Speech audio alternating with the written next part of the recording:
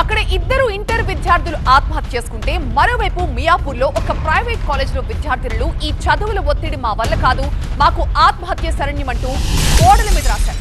మియాపూర్లో ఒక private college హాస్టల్లో విద్యార్థుల ఆవేదనది కాలేజీలో ఒత్తిడిని తట్టుకోలేకపోతున్నామంటూ బాత్రూమ్ గోడలపై రాతలు రాయడం తీవ్ర కలకలం రేపుతోంది.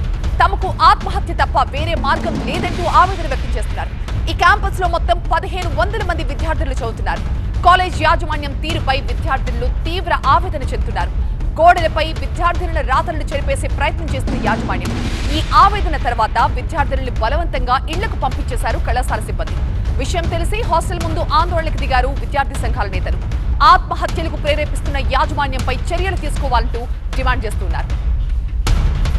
ఇక హాస్టల్లో విద్యార్థులు ఎదుర్కొంటున్న సమస్యలేంటి, అసలు గోడలపై ఇలాంటి రాతలు రాయాల్సిన అవసరం ఎందుకు వచ్చింది? మరింత సమాచారం మా కరెస్పాండెంట్ శ్రీధర్ అందిస్తారు. మేము ఈ కాలేజీలో ఉండలేము, ఈ ఒత్తిడి భరించలేము, మాకు ఈ చదువులు వద్దు అంటూ మియాపూర్లోని ఒక ప్రైవేట్ కాలేజీలో విద్యార్థులు వాష్రూమ్లోని గోడలపై రాయడం ఇప్పుడు సంచలనంగా మారింది.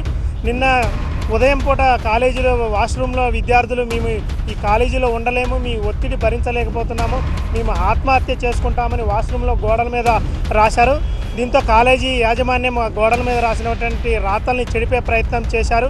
విద్యార్థిని తల్లిదండ్రులు అందరికి కూడా సమాచారం ఇచ్చారు. మొత్తం ఈ కాలేజీలో చూసుకుంటే 1500 మంది విద్యార్థులు ఉండగా సుమారు 1200 మందిని ఇప్పటికే అవుట్రీచింగ్ ఇచ్చి దాదాపు 4 రోజుల పాటు ఇంటికి పంపించినట్టు తెలుస్తుంది. ఇంకా 300 మంది విద్యార్థులు కాలేజీలో ఉన్నారు. మొత్తమే చూసుకుంటే ప్రైవేట్ కాలేజీలో విద్యార్థులు కానీ ఇటు విద్యార్థులు కానీ తీవ్ర ఒత్తిడికి గురవుతున్నట్టు తెలుస్తుంది. మేము కాలేజీలో ఉండలేము, మేము ఈ చదువులు చదవలేము, ఈ ఒత్తిడి భరించలేము, మేము ఆత్మహత్య చేసుకుంటామని ఇటు విద్యార్థులు ఆవేదన వ్యక్తం చేస్తున్నారు.